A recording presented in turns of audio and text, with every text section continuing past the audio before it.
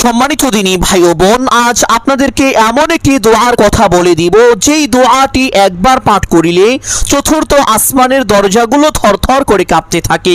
দুইবার পাঠ করিলে ফেরেশতারা আল্লাহ তাআলার হুকুমের অপেক্ষায় থাকে, কখন আল্লাহ তাআলা তাদেরকে হুকুম করবেন আর তারা সেই হুকুম পালন করবেন এই অপেক্ষায় থাকেন। তৃতীয়বার যখন কোনো বান্দা কোনো বান্দি এই দোয়াটি পাঠ করে সাথে সাথে আল্লাহ তাআলার পক্ষ থেকে হুকুম চলে আসে, ফেরেশতারা আল্লাহ তাআলার সেই হুকুম পালনে নিয়োজিত হয়ে যান। সুবহানাল্লাহ। সম্মানিত দিনী ভাই ও বোন আমার, যখন কোনো বিপদগ্রস্ত ব্যক্তি এই দোয়াটি পাঠ করে সাথে সাথে আল্লাহ তাআলার হুকুমের ফেরেশতা চলে আসে, ওই ব্যক্তিকে সকল প্রকার বিপদ আপদ থেকে নিজ হাতে হেফাজত করেন। সুবহানাল্লাহ। যখন কোনো অভাবগ্রস্ত ব্যক্তি এই দোয়াটি পাঠ করে সাথে সাথে আল্লাহ তাআলার পক্ষ থেকে রিজিক নিয়ে ফেরেশতা চলে আসে, ওই ব্যক্তিকে রিজিক দান করে থাকেন। সুবহানাল্লাহ। যখন কোনো ঋণগ্রস্ত ব্যক্তি এই দোয়াটি পাঠ করে সাথে সাথে মহান আল্লাহ তাআলার হুকুমে তার সমস্ত ঋণ কুদরতিভাবে পরিশোধ করে থাকেন। সম্মানিত দিনী ভাই ও বোন আমার, এক কথাই এই দোয়াটি যে কোনো বিপদে আপদে বালা মুসিবতে অভাব অনটন দুঃখ কষ্টে আপনি পাঠ করেন না কেন, আল্লাহ তাআলা আপনার মনের সকল আশা বাসনা পূরণ করে দিবেন, সকল প্রকার বিপদ আপদ বালা মুসিবত অভাব অনটন দুঃখ কষ্ট পেরেশানি থেকে নিজ হাতে হেফাজত করবেন। সুবহানাল্লাহ। সম্মানিত দিনী ভাই ও বোন আমার, অনেকেই তো আছেন অভাবগ্রস্ত, অনেকেই ঋণগ্রস্ত, লক্ষ লক্ষ কোটি কোটি টাকা ঋণ করে ফেলেছেন, অনেক চেষ্টা করেছেন কিন্তু কোনোভাবে ঋণ পরিশোধ হচ্ছে না। আমি বলবো এই ছোট্ট আমলটি করুন, মহান আল্লাহ তাআলা কুদরতিভাবে আপনার সমস্ত ঋণ পরিশোধ করে দিবেন, যদিও আপনার ঋণের পরিমাণ পাহাড় সমানও হয়ে থাকে। সুবহানাল্লাহ। অনেকেই আছেন যেই দিকেই যান শুধু ব্যর্থ হয়ে যান, ব্যবসা বাণিজ্য করেন, কামাই রুজি করেন, কিন্তু উন্নতি হয় না, কামাই রুজিতে বরকত হয় না। আমি বলবো এই ছোট্ট আমলটি করুন, মহান আল্লাহ তাআলা আপনার প্রত্যেকটি কাজে প্রত্যেকটি জায়গায় পূর্ণ সফলতা উন্নতি ও বরকত দান করিবেন। যেদিকেই যাবেন আল্লাহ তাআলা আপনাকে কল্যাণ দান করিবেন। সুবহানাল্লাহ। সম্মানিত দিনী ভাই ও বোন আমার, এই আমলটি কখন করিবেন, কিভাবে করিবেন, প্রত্যেকটি বিষয় আপনাদেরকে সুস্পষ্টভাবে বলে দিব। বিশেষ করে অনেকে চাকরি খুঁজছেন, চাকরির ব্যবস্থা হয় না, আমলটি করুন, আল্লাহ তাআলা অতি দ্রুত ভালো চাকরির ব্যবস্থা করে দিবেন। অনেকে বিদেশ যেতে চান, ভালো ভিসা পান না, আমলটি করুন, আল্লাহ তাআলা অতি দ্রুত সম্মানের ভালো ভিসার ব্যবস্থা করে দিবেন। অনেকেই বিদেশ গিয়েছেন কিন্তু আটকা পড়ে আছেন, কোনো কাজ খুঁজে পাচ্ছেন না। আমাকে অনেকেই কল করেছেন যে হুজুর দোয়া করবেন, বিদেশে এসেছি কিন্তু কাজ নেই, বেকার বসে আছি। সম্মানিত দিনী ভাই বোন, আপনাদেরকে বলবো একটু কষ্ট করে হলেও আজকের এই আমলটি করবেন। যদি আমলটি করতে পারেন আল্লাহ তাআলা অবশ্যই আপনাকে উন্নত মানের সম্মানের ভালো কাজের ব্যবস্থা করে দিবেন। সুবহানাল্লাহ। সম্মানিত দিনী ভাই ও বোন আমার, এই আমল করে আপনি আল্লাহ তাআলার কাছে যে দোয়াই করবেন আল্লাহ তাআলা আপনার সকল দোয়া কবুল করিবেন, যদি আপনি জায়েজ দোয়াগুলো করে থাকেন। হারাম কোনো দোয়া করলে আল্লাহ তাআলা কিন্তু কবুল করবেন না। আশা করি বিষয়টি বুঝতে পেরেছেন। এখন আপনাদেরকে বলে দিব আমলটি কখন করিতে হবে, কিভাবে করিতে হবে, প্রত্যেকটি বিষয় সকলেই সুস্পষ্টভাবে শুনবেন এবং ভিডিওটি ব্যাপকভাবে শেয়ার করে দিবেন। বিশেষ করে ফেসবুক, ইউটিউব, টিকটক বিভিন্ন ওয়েবসাইটের মাধ্যমে শেয়ার করে মুসলমান দিনী ভাই ও বোনদের নিকট পৌঁছে দিবেন ইনশাআল্লাহ। সম্মানিত দিনী ভাই ও বোন আমার, আমলটি করার জন্য রাতে অথবা দিনে যে কোনো সময় প্রথমে উত্তম রূপে ওযু করবেন। তবে আপনাদেরকে একটি বিশেষ সময়ের কথা বলে দিব, চেষ্টা করিবেন এই সময়ের ভিতরে এই আমলটি করার জন্য। এই সময় সম্পর্কে পবিত্র হাদিসের মধ্যে এসেছে, আল্লাহ নবী সাল্লাল্লাহু আলাইহি ওয়াসাল্লাম বলেন, রাতের এমন একটি সময় আছে যেই সময়ে মহান আল্লাহ তাআলা বান্দার অতি নিকটবর্তী হন তথা প্রথম আসমানে চলে আসেন। আল্লাহ তাআলা প্রথম আসমানে এসে ফজরের ওয়াক্ত শুরু হওয়ার আগ পর্যন্ত প্রত্যেক প্রত্যেকটি বান্দাবান্দির নাম ধরে ধরে এইভাবে ডাকতে থাকেন আর বলতে থাকেন, ও আমার বান্দা, কে আছো ক্ষমা প্রার্থী, আমার কাছে ক্ষমা চাইবে, আমি তোমার সমস্ত গুনাহ খাতা ক্ষমা করে দিব। কে আছো অভাবগ্রস্ত, আমার কাছে রিজিক চাইবে, আমি তোমাকে ভরপুর রিজিক দান করিব। কে আছো ঋণগ্রস্ত, আমার কাছে সাহায্য চাইবে, আমি তোমার সমস্ত ঋণ কুদরতিভাবে পরিশোধ করে দিব। কে আছো সন্তানাদি হয় না, আমার কাছে সন্তান চাইবে, আমি তোমাকে নেককার সালিহিন সন্তান দান করিব। কে আছো কার কি প্রয়োজন, আমার কাছে চাইবে, আমি তোমার সমস্ত চাওয়াকে আজ পূরণ করে দিব। সুবহানাল্লাহ, মহান আল্লাহ তাআলা এইভাবে ডাকতে থাকেন আর বলতে থাকেন। আর সে সময়টি হলো প্রত্যেকটি রাতের তৃতীয় অংশে, যেমন ধরেন 2টা বা 3টার সময়। এই সময়ে ঘুম থেকে উঠে একটু কষ্ট করে কমপক্ষে 2 রাকাত তাহাজ্জুদ নামাজ পড়ে যদি এই আমলটি করতে পারেন, আপনার কপাল খুলে যাবে, ভাগ্য পরিবর্তন হয়ে যাবে।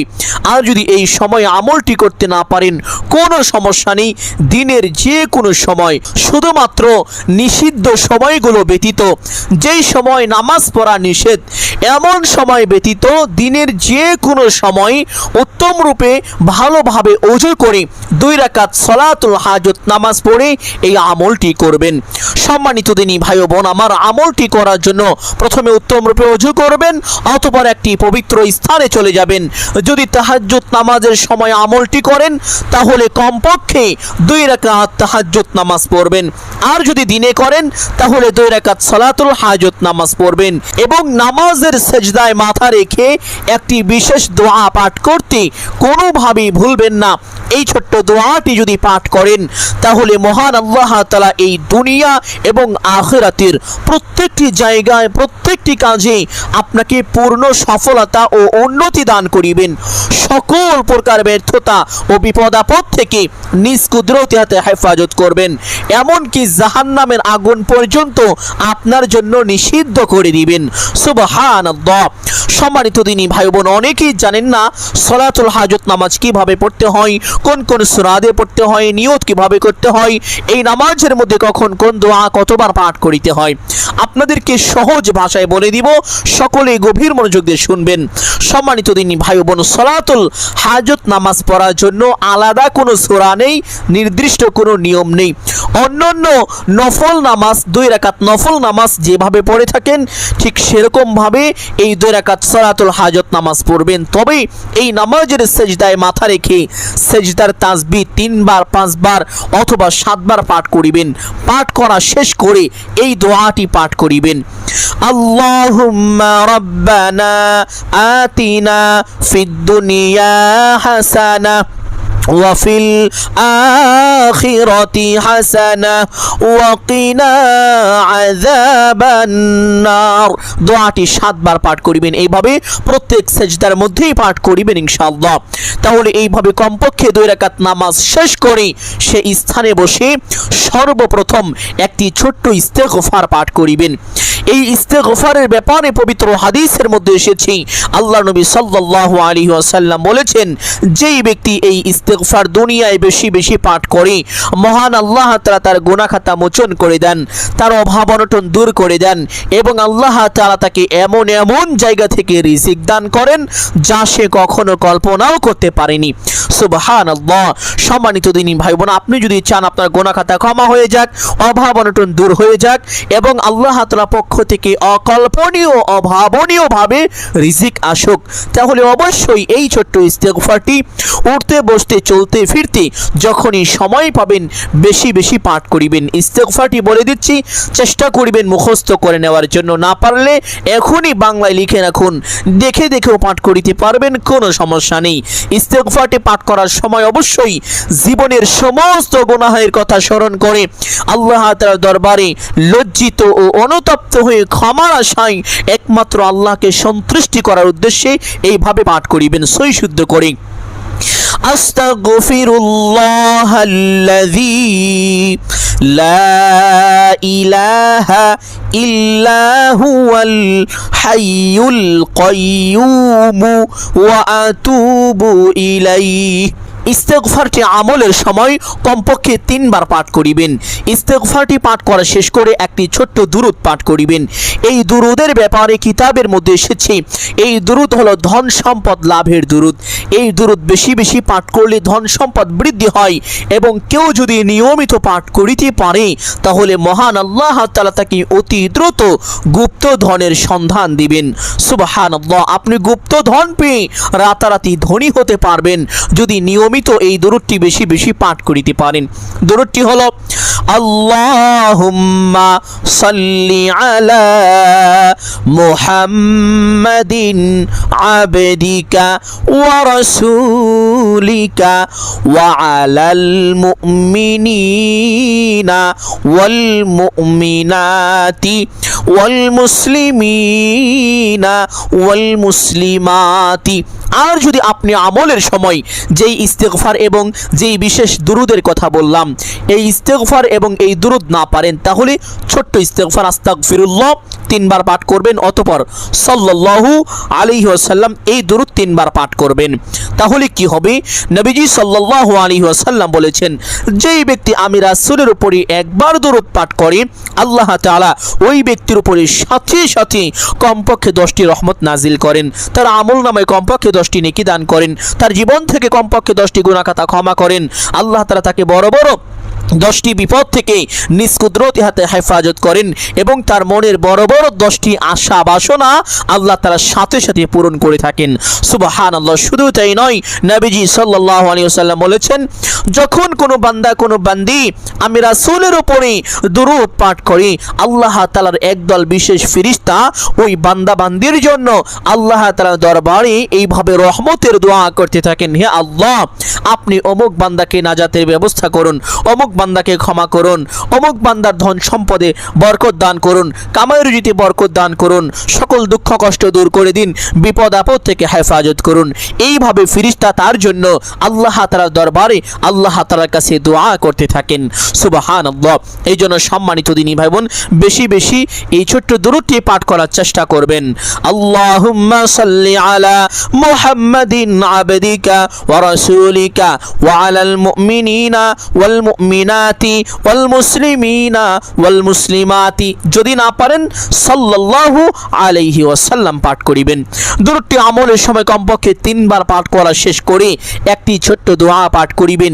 এই দোয়ার ব্যাপারে পবিত্র হাদিসের মধ্যে এসেছে, হযরত ইব্রাহিম আলাইহিস সালাতু ওয়াস সালামের উপরে যখন আল্লাহ তাআলা ওহী নাজিল করলেন, ইব্রাহিম আলাইহিস সালাতু ওয়াস সালামের উপরে যখন আল্লাহ তাআলা দ্বীনের দাওয়াতকে ফরজ করে দিলেন, ইব্রাহিম আলাইহিস সালাতু ওয়াস সালাম আল্লাহ তাআলার হুকুমে মানুষকে দ্বীনের দাওয়াত দিতে লাগলেন। কিছু কিছু মানুষ ইব্রাহিম আলাইহিস সালাতু ওয়াস সালামের কথার উপরে বিশ্বাস করে আল্লাহ তাআলার উপরে ঈমানও এনে ফেলেছিল, যার কারণে নমরুদ ওই জামানার সবচেয়ে বড় কাফের এবং কাফেরদের সর্দার নমরুদের গায়ে আগুন ধরে গেল। নমরুদ তখন ইব্রাহিম আলাইহিস সালাতু ওয়াস সালামকে ডাকলো, ডেকে বলল, ও ইব্রাহিম তুমি আল্লাহর দাওয়াত দেওয়া বন্ধ করো, তুমি আর আল্লাহর দাওয়াত দিতে পারবে না। কিন্তু ইব্রাহিম আলাইহিস সালাতু ওয়াস সালাম কোনোভাবেই তা মানলেন না। নমরুদের শরীরের মধ্যে আরো আগুন ধরে গেল। অতঃপর নমরুদ ইব্রাহিম আলাইহিস সালাতু ওয়াস সালামকে আগুনের মধ্যে নিক্ষেপ করলেন। যখন ইব্রাহিম আলাইহিস সালাতু ওয়াস সালামকে আগুনের মধ্যে নিক্ষেপ করলেন তখন ইব্রাহিম আলাইহিস সালাতু ওয়াস সালাম এই দোয়াটি পাঠ করেছিলেন। আর এই দোয়ার বরকতে মহান আল্লাহ তাআলা ওই ভয়াবহ কঠিন জ্বালাময় আগুনকে ইব্রাহিম আলাইহিস সালাতু ওয়াস সালামের জন্য ঠান্ডা করে দিয়েছিলেন। একেবারে বেশি ঠান্ডাও না আবার গরমও না, আরামদায়ক করে দিয়েছিলেন। সুবহানাল্লাহ, সম্মানিত দিনী ভাই বোন এই দোয়াটি যদি আপনি বিপদ আপদে যে কোনো মুহূর্তে পড়তে পারেন মহান আল্লাহ তাআলার হুকুমে সকল প্রকার বিপদ আপদ দূর হয়ে যাবে। আল্লাহ তাআলার পক্ষ থেকে গায়বী সাহায্য চলে আসবে। দোয়াটি এখন বলে দিব, একটু কষ্ট হলেও চেষ্টা করিবেন মুখস্থ করে নেওয়ার জন্য। যদি মুখস্থ করিতে না পারেন কোনো সমস্যা নেই, বাংলায় লিখে রাখুন, দেখে দেখেও আমলটি করতে পারবেন, দোয়াটি পাঠ করতে পারবেন। দোয়াটি সহিশুদ্ধ বলে দিচ্ছি, সহিশুদ্ধভাবেই আপনি পাঠ করিবেন। দোয়াটি হলো হাসবুনাল্লাহু ওয়া নি'মাল ওয়াকিলু আলাল্লাহি তাওয়াক্কালনা হাসবুনাল্লাহু ওয়া নি'মাল ওয়াকিলু আলাল্লাহি তাওয়াক্কালনা। দোয়াটি আমলের সময় এইভাবে 7 বার পাঠ করিবেন। দোয়াটি 7 বার পাঠ করা শেষ করে আরেকটি ছোট্ট দোয়া পাঠ করিবেন। এই দোয়ার ব্যাপারে পবিত্র হাদিসের মধ্যে এসেছে, এক ব্যক্তি হযরত আলী রাদিয়াল্লাহু তাআলা আনহু এর কাছে চলে আসলেন, এসে কিছু সাহায্য চাইলেন। ওই ব্যক্তিটা ছিল ঋণে জর্জরিত কঠিন মুসিবতের মধ্যে। হযরত আলী রাদিয়াল্লাহু তাআলা আনহু যখন ওই ব্যক্তির এই করুণ দশা সম্পর্কে জানতে পারলেন, অতঃপর আলী রাদিয়াল্লাহু তাআলা আনহু তাকে বললেন যে আমি কি তোমাকে এমন একটি দোয়া শিখিয়ে দিব যা আল্লাহর নবী সাল্লাল্লাহু আলাইহি ওয়াসাল্লাম আমাকে শিখিয়েছিলেন, যেই দোয়া পাঠ করিলে তোমার ঋণের পরিমাণ যদি পাহাড় সমানও হয়ে থাকে তবুও মহান আল্লাহ তাআলা তোমার সমস্ত ঋণ কুদরতিভাবে পরিশোধ করে দিবেন, এমনকি তোমার ঋণ পরিশোধের দায়িত্ব নিয়ে নেবেন। অতঃপর হযরত আলী রাদিয়াল্লাহু তাআলা আনহু তখন ওই ব্যক্তিকে এই দোয়াটি শিক্ষা দিয়েছিলেন। এই দোয়াটি পাঠ করার ফলে আল্লাহ তাআলা তার সকল অভাব অনটন দূর করে দিয়েছিলেন, তার সমস্ত ঋণ পরিশোধ করার ব্যবস্থা করে দিয়েছিলেন। সম্মানিত দিনী ভাই ও বোন আমার, আপনিও যদি এই দোয়াটি বেশি বেশি পাঠ করিতে পারেন, বিশেষ করে 5 ওয়াক্ত নামাজের পরে 7 বার করে এবং আমলের সময় এইভাবে 7 বার দোয়াটি যদি পাঠ করিতে পারেন, অবশ্যই আল্লাহ তাআলা কুদরতিভাবে আপনার সমস্ত ঋণ পরিশোধ করে দিবেন। এমনকি আল্লাহ তাআলা আপনাকে এমন এমন জায়গা থেকে রিজিক দান করিবেন যা আপনি কখনো কল্পনাও করতে পারেননি। অকল্পনীয়ভাবে রিজিক আসতে থাকবে। দোয়াটি এখন বলে দিব, একটু কষ্ট হলেও চেষ্টা করিবেন মুখস্থ করে নেওয়ার জন্য। যদি মুখস্থ করিতে না পারেন কোনো সমস্যা নেই, বাংলায় লিখে রাখুন, দেখে দেখেও দোয়াটি পাঠ করিতে পারবেন। দোয়াটি হলো আল্লাহুম্মা কফিনি। দোয়াটি অনেকেই পারেন, আরও একবার বলে দিচ্ছি, সহি শুদ্ধ উচ্চারণটি এইভাবে পড়তে হবে, আল্লাহুম্মা কফিনি বিহালালিকা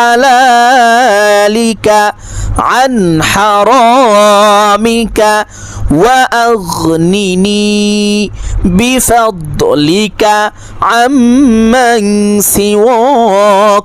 অনেকেই এই দোয়া পড়েন কিন্তু উপকার পান না। কেন পান না তাও জানেন না। অনেকেই দোয়া পড়েন, সঠিক উচ্চারণটি পারেন না। আপনি যদি সঠিক উচ্চারণটি না পারেন তাহলে এই দোয়ার অর্থ পরিবর্তন হয়ে যেতে পারে। আর দোয়ার অর্থই যদি পরিবর্তন হয়ে যায় তাহলে আপনি কেমনভাবে এই দোয়ার উপকার পাবেন? এই জন্য আমি যেভাবে দোয়াটি পাঠ করেছি সহিশুদ্ধ উচ্চারণটি শিক্ষা করে এভাবেই দোয়াটি পাঠ করিবেন ইনশাআল্লাহ। দোয়াটি আমলের সময় 7 বার পাঠ করা শেষ করে আরেকটি দোয়া পাঠ করিবেন।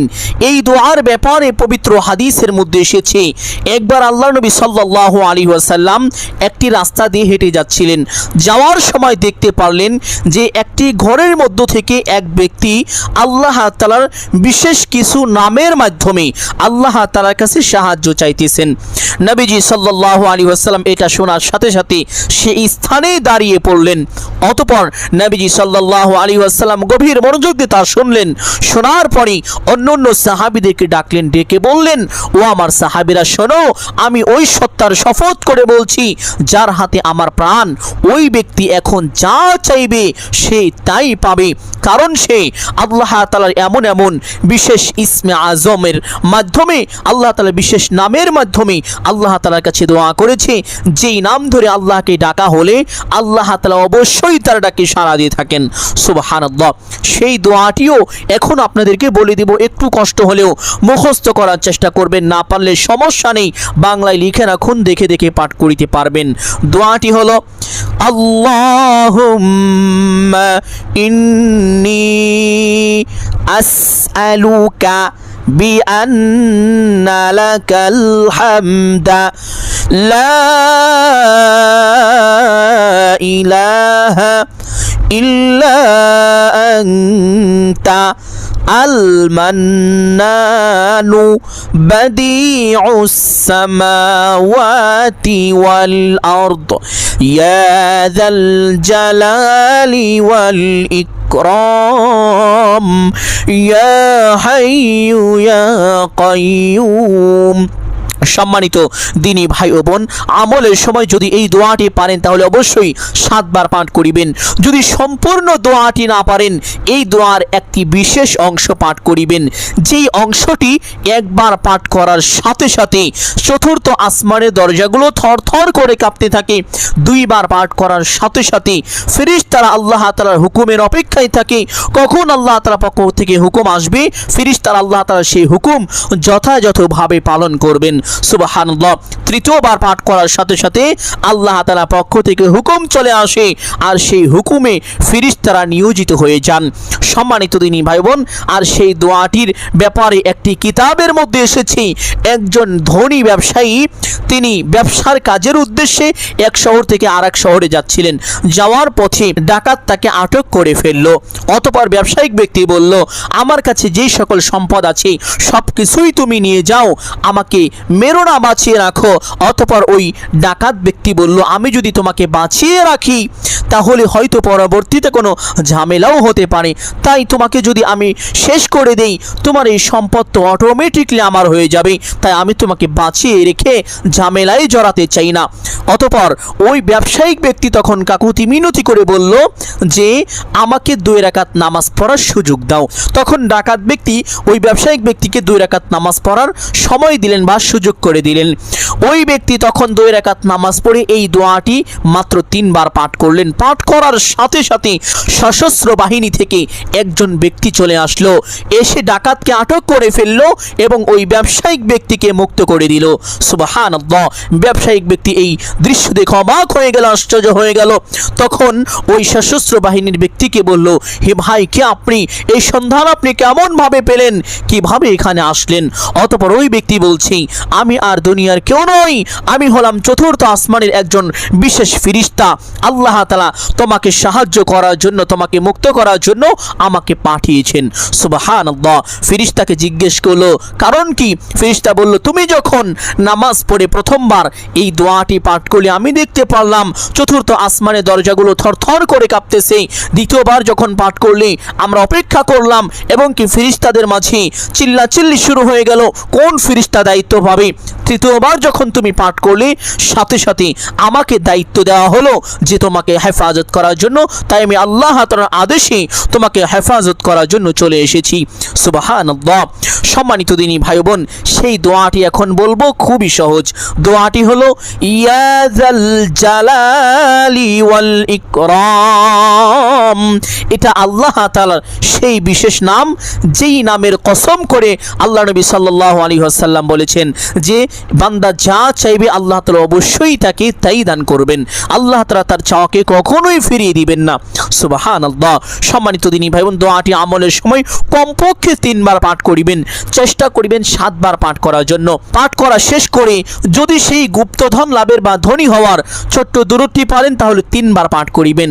আর যদি সেই দরুদটি না পারেন, সাল্লাল্লাহু আলাইহি ওয়াসাল্লাম 3 বার পাঠ করিবেন। পাঠ করা শেষ করে মুনাজাত করবেন। মুনাজাত শেষ করে অবশ্যই একবার দুরুদ পাঠ করবেন। তাহলে এই মুনাজাতের মধ্যে আপনি যা চাইবেন প্রত্যেকটি চাওয়া, প্রত্যেকটি দোয়া আল্লাহ তাআলার দরবারে পৌঁছে যাবে, কবুল আর মঞ্জুর হয়ে যাবে।